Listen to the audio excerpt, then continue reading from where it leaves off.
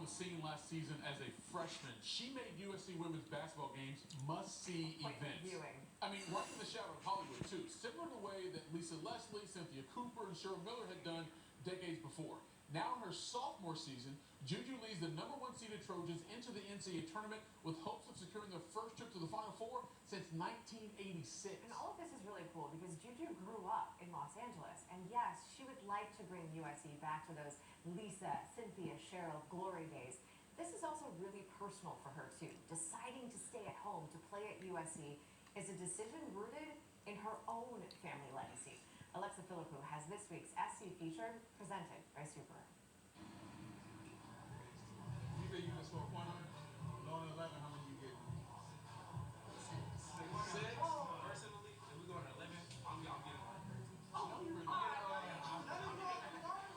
can score at least one. I love the confidence. Yeah, I love the confidence. say that. Right. That's all you can do. You can only try. You know what I'm saying? That's crazy. But we know. Let's go and do that. I said that. There's maybe no more dangerous player in women's basketball than Juju Watkins. This is what a generational talent looks like. She's terrific in transition. She finishes really well. Juju's different. She knows what to do. She has vision. Excellent pass. Also happens to be 6'2" and utterly devastating athletic. It's a complete package. Every day we see 2 banners in the game and hope to add more. To be able to bring that to LA would be a dream come true for me.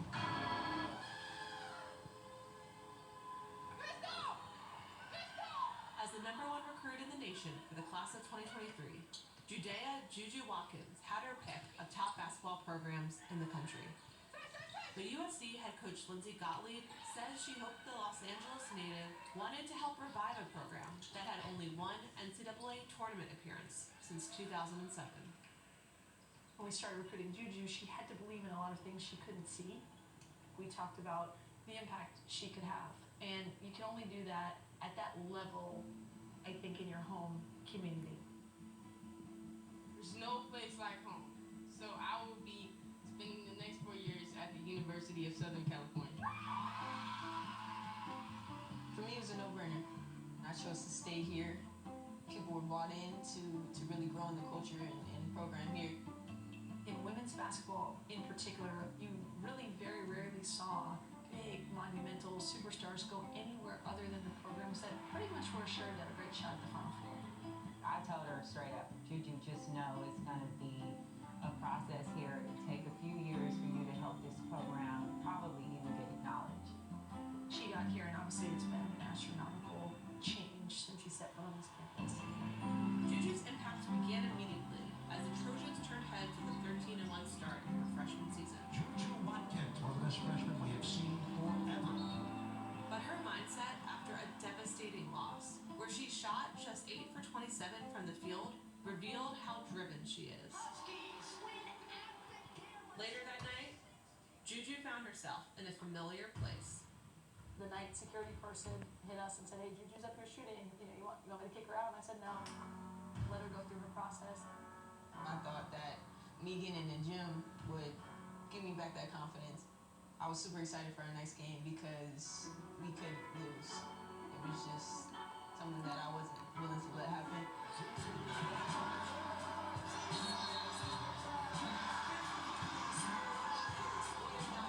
Her 51-point performance was a catalyst that propelled the Trojans on a postseason tear few expected. Their first conference championship since 2014 and first Elite 8 appearance in 30 years. And this remarkable season continues into the Elite 8. Going to Elite 8 her freshman year was not necessarily something that I would have predicted because she was even better, I think, than advertised. My great-grandfather, his slogan was, "Don't move, improve." That was kind of what I did here.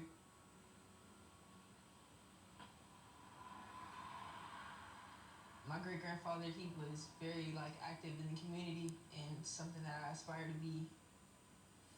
When you have the evidence of your history, then no one can take that away.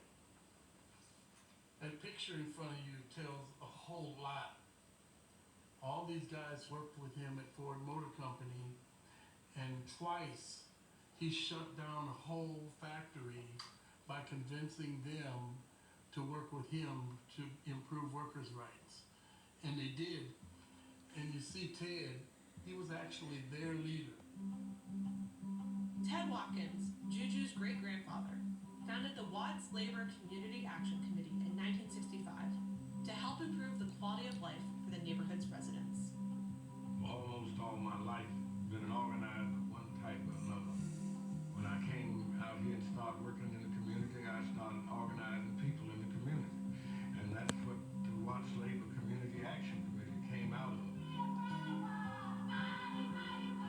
The organization was a cause Ted dedicated his life to until his death in 1993. While Juju never got to meet her great-grandfather, she says she still felt his influence growing up around and working at the WLCAC.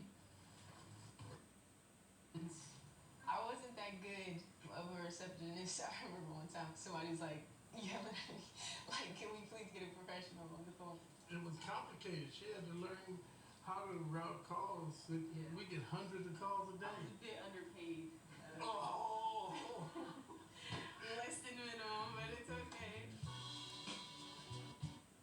The Watkins who came before her, she carries on the tradition of pouring into her community. I think that he would be very proud of knowing that Judea, fired by his words, that Judea lives a life that everybody in this city, in this world, can be proud of. At 19, her impact and reach already goes beyond Watts. She's on billboards, in commercials, has emerged as the frontrunner for National Player of the Year.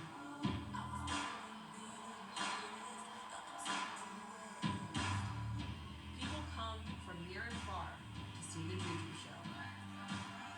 We played our first game, it wasn't that many people, and then fast forward, it's packed. Just to see that, it's so rewarding. The Trojans take down #1 UCLA at home in the win of the year.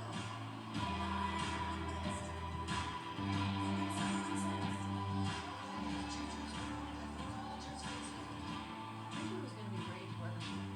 But her ability to be great here, where you're kind of lifting up an entire boat with you, I think was going to hit different when it comes to the magnitude of where women's basketball is going and her star.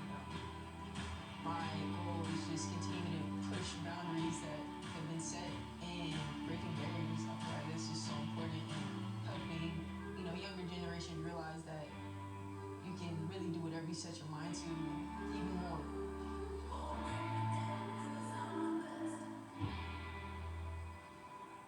This past Friday, it was announced that Juju had signed an exclusive multi-year contract with Fanatics and Fanatics Collectibles, the first women's college athlete to sign such a deal.